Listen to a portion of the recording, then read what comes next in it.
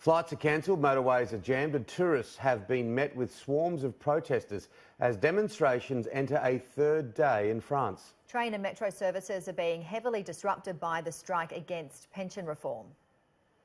This protest that you can see going on behind me started this morning, more than a couple of hours ago actually, with just a few hundred people and really formed out of what they call the Gilets jaunes. So those are the people, you see them wearing the yellow vests, who've been protesting every weekend for a year about the economic policy of Emmanuel Macron's government. As you can see, they've been applauding and cheering anybody who gives them a wave over the past couple of hours. But what this protest has done is get gradually bigger and bigger. So we now have thousands of people marching through Paris, and we expect another demonstration to join up with this, and that is one organised by the trade unions. Now, those are the people who organised the huge demonstration through Paris on Thursday, where about 200,000 people marched through the capital. To be honest, we don't know how many people are going to be joining them today, so it's a bit of a wait and see. It's been a very good-natured demonstration so far. Lots of police, lots of the CRS, the French Riot police, are inside. Interesting that they quite recently have all removed their helmets. I think plenty have taken that as a sign that the mood is still, at the moment at least, pretty good-natured. But as we move through to the heart of Paris, clearly it's going to cause more and more disruption. This is day 3 of a big national strike. Now, this is really based on objections that people have specifically to President Macron's plans to entirely reform the pension system here. There are people in the public sector who can retire at the age of 52. He wants to rip that up, bring in an entirely new system where just about everybody retires when they get to 62.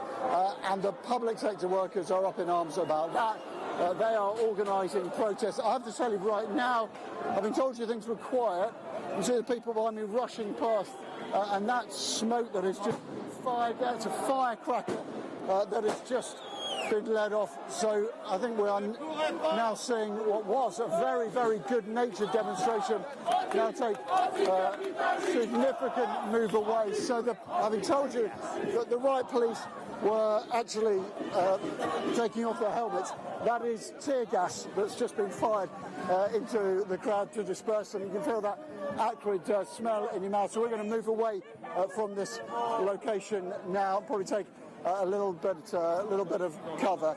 It's been dispersed over there, so that square is now being opened up. This is a typical move, actually, by the French police. And you'll see over there, we've got somebody who's just been attended to by the people in white. Those are the medics who are organised by the Gilets jaunes themselves, the protest movement. We're not going to get too near because that tear gas is pretty accurate. I can feel it in my eyes.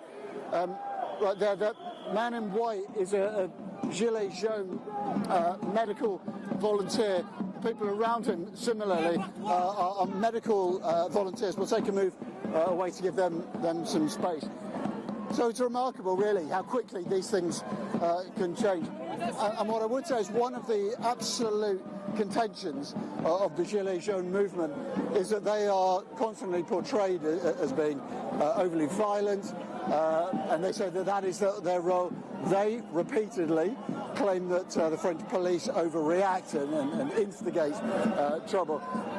But this is rather light on Thursday night. You may remember March was going on and suddenly turned violent. We'll have to keep an eye on how this one proceeds.